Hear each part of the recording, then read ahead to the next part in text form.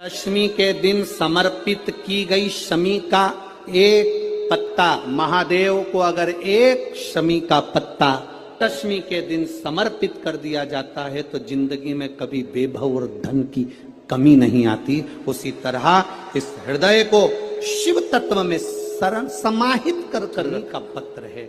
एक पत्ते में 14 करोड़ सोने की मुद्रा का फल होता है।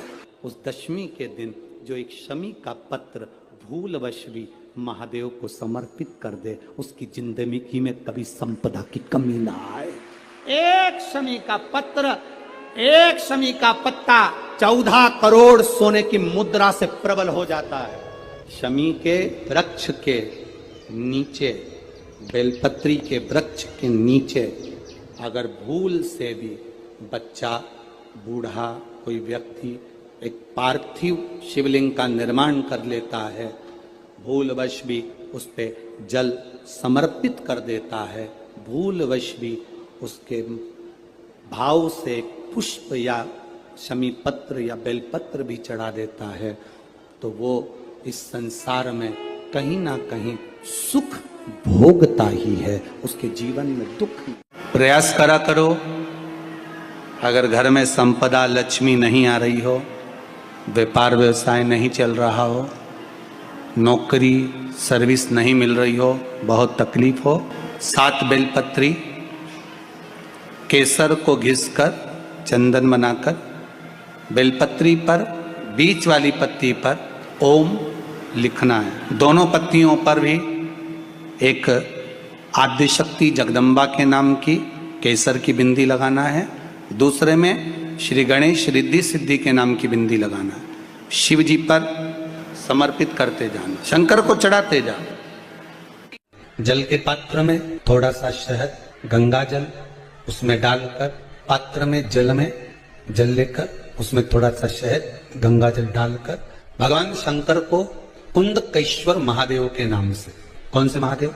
कुंदकेश्वर। कहते हैं बहुत बांधाओं में जब व्यक्ति पड़ जाता है, बहुत बांधाओं में जब व्यक्ति चला जाता है, कुछ ना कुछ समस्याओं में जब व्यक्ति फंसा रहता है, पड़ा रहता है, तो कुंदकेश्वर महादेव का स्मरण करना चाहिए। दूध, कच्चा दूध केवल शिवलिंग पे चढ़ाना चाहिए या पूरे शिव परिवार पे चढ़ाना चाहिए? प्रश्न अच्छा है। और शिव महापुराण की कथा, रुद्राक्ष उत्सव चल रहा है, तो आप उसको समझें। दूध केवल शिवलिंग पे चढ़ाना चाहिए या जो शिवलिंग के आसपास में सभी परिवार विराजमान होता है उस पे भी चढ़ाना चाहिए? अगर लिंग पुराण आप उठाकर देखेंगे तो लिंग पुराण में एक बड़ा सुंदर संवाद आता है जिसमें जो वर्णन किया गया है कि उसमें लिंग पुराण के अंतर्गत एक पीले शिवलिंग का वर्णन आता है कि पीला जो शिवलिंग होता है उस शिवलिंग का भाव कितना सुंदर बताया गया है। उसमें व्याख्यान वर्णन में आप अगर पढ़ेंगे, देखेंगे लिंग पुराण के अंतर्गत, तो उसमें आता है कि दूध जब आप देव अधिदेव महादेव के शिवलिंग पर समर्पित करते हो तो शिव महापुराण की कथा कहती है, लिंग पुराण कथा कहती है, नर्मदा पुराण, स्कंद पुराण, पद्म पुराण, अग्नि पुराण, सारी पुराणे वर्णन करती है, वराह पुराण, ब्रह्मवेत्ता पुराण, ये जितनी पुराणे सब वर्णन करती है कि जब शिवलिंग पर हम दूध चढ़ाते हैं तो केवल शंकर भगवान के शिवलिंग पर दूध चढ़ा देने से संपूर्ण परिवार पर दूध चढ़ जाता है। अलग से हमें कहीं चढ़ाने की जरूरत नहीं, अलग से हमें कहीं दूध ले जाकर चढ़ाने की जरूरत नहीं कि हमें गणेश जी को अलग से चढ़ाना पड़ेगा, देवी जी को अलग से चढ़ाना पड़ेगा, कार्तिकेय जी को अलग से चढ़ाना पड़ेगा या नंदी को अलग से चढ़ाना पड़ेगा। आपको ज्ञात होना चाहिए कि शंकर भगवान पर चढ़ाया गया थोड़ा सा भी दूध, जल जो हम भगवान शिव को समर्पित कर रहे हैं वो केवल शिव के लिए नहीं रहता, केवल भगवान शंकर के लिए नहीं है, वो स्वयं 33 कोटि देवताओं को समर्पित हो जाए, स्वयं 33 कोटि देवताओं को।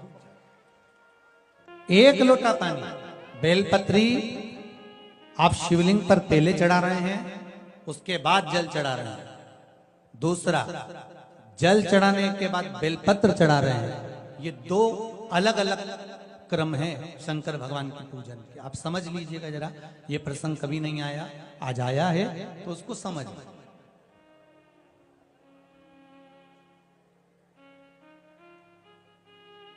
पहले बेलपत्र, उसके बाद में जल जो चढ़ाया जाता है, ये रोग मुक्ति के लिए चढ़ाया जाता है। आप शिव मंदिर में जाकर दर्शन करेंगे तो दो चीजें अपने को दर्शन करने को मिलेगी। एक भक्त आता है शंकर जी के मंदिर में, लोग भाव से पहुंचते हैं तो पहले वो क्या करते हैं, पहले बेलपत्री चढ़ा देते हैं, फिर जल चढ़ा देते हैं। और एक भक्त जो शिव मंदिर में पहुंचता है पहले जल चढ़ाता है फिर बेलपत्र चढ़ाता है। दोनों का अलग अलग क्रम है, दोनों का अलग अलग भाव वर्णन है। पहला, अगर बेलपत्र चढ़ाया है और उसके बाद अगर शंकर भगवान पे जल चढ़ा रहे हो तो ये रोग मुक्ति के लिए होता है। जैसे बड़े रोग किसी को हो जाए, रोग किसी को घेर ले, तो वो बेलपत्री चढ़ाने के बाद फिर जल चढ़ाएगा तो उसको रोग थम जाएगा और फिर वो रोग आगे नहीं बढ़ेगा, आगे नहीं बढ़ेगा। रोगों को थामने के लिए बेलपत्री पहले, फिर जल। कुछ कार्य के लिए आप, सिद्धता के लिए आप, अच्छे कार्य के लिए आप, मन की प्रसन्नता के लिए, आनंदता के लिए आप शिव आराधना कर रहे हो, आप शंकर की आराधना कर रहे हो, तो आप जल चढ़ाकर फिर बेलपत्री चढ़ाए, उसका लाभ आनंद में। आपने जल चढ़ाया, उसके बाद बेलपत्र चढ़ाया। बस एक बात का स्मरण आपको होना चाहिए शिव महापुराण का, कि जब भी आप भगवान शंकर को बेलपत्र चढ़ाते हैं, बेलपत्र समर्पित करते हैं, बेलपत्र समर्पित करते समय प्रयास करा करें कि ये बेलपत्र को जब भी आप समर्पित करें, प्रयास करें कि बीच की जो पत्ती होती है बेलपत्र की, मध्य की जो पत्ती होती है, उसको अंगुष्ठ से पकड़ा जाए। उसके बाद में आप फिर बेलपत्री को शिव पर समर्पित करें, प्रयास करें। बेलपत्र जो हम भगवान शंकर को समर्पित करते हैं, उसका मध्य जो भाग होता है, बेलपत्री का जो 3 देवताओं का मध्य जो भाग होता है, उसको पकड़कर बेलपत्री। आइए भक्तों, आज सुनते हैं तुलसी माता की चालीसा।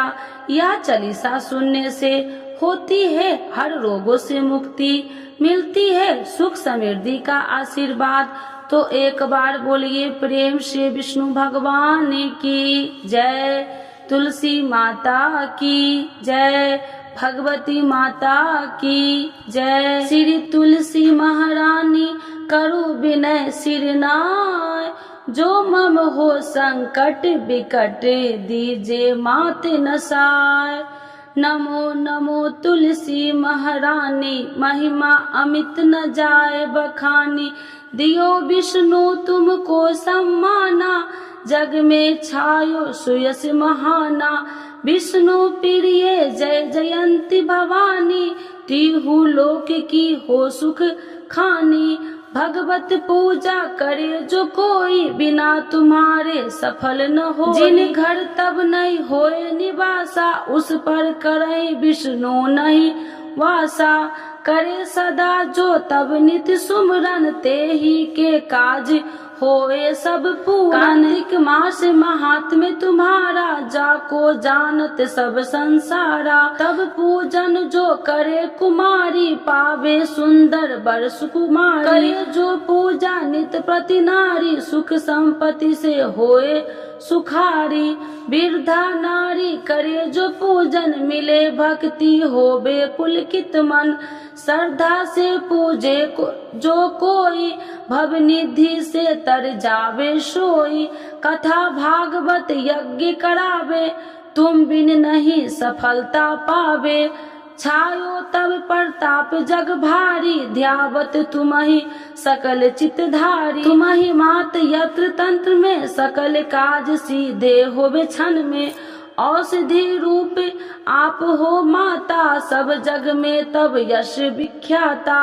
देव ऋषि मुनि और तपधारी, करत सदा तब जय जयकारी। वेद पुराणन तब यश ज्ञाया, महिमा अगम पार नहीं पाया। नमो नमो जय सुख कारिणी, नमो नमो जय दुख निवारिणी।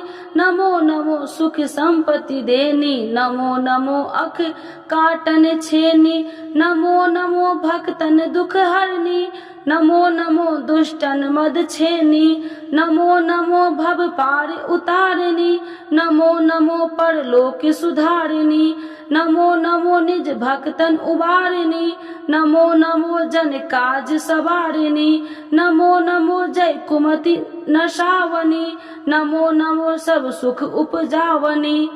जयति जयति जय तुलसी माई, ध्याऊ तुमको शीश नवाई, निर्जन जानी मोहि अपनाओ, बिगड़े काज आप बनाओ, करूँ विनय मैं माते तुम्हारी, पूर्ण आशा करूँ हमारी, शरण चरण कर जोड़ी मनाओ, निस दिन तेरे ही गुण गाऊं, करहु मात यश अब मोह पर दाया, निर्मल होए सकल मम काया, मांगू मात या बर दीजे, सकल मनोरथ पूर्ण कीजे, जानू नहीं कुछ नेम उचारा, क्षमहु मात अपराध हमारा, 12 मास करे जो पूजा, ताशम जग में और न दूजा, प्रथम ही गंगा जल मंगवावे, फिर सुंदर स्नान करावे, चंदन अक्षत पुष्प चढ़ावे, धूप दीप नैवेद्य लगावे, करे आचमन गंगा जल से, ध्यान करे हृदय निर्मल से, पाठ करे फिर 40 की, स्तुति करे माते तुलसी की, यह विधि पूजा करे हमेशा, ताके तन नहीं रहे कलेशा, करे मास कार्तिक का साधन, शोभे नित्य पवित्र सिद्ध हो जाई, है यह कथा महासुखदाई, पढ़े सुने सो भव तर जाई, यह श्री तुलसी चालीसा, पाठ करे जो कोई, गोविंद सो फल पावही, जो मन इच्छा होई। तो एक बार बोलिए प्रेम से विष्णु भगवान की जय, तुलसी माता की जय, भगवती माता की जय, सर्व देवी देवताओं की जय।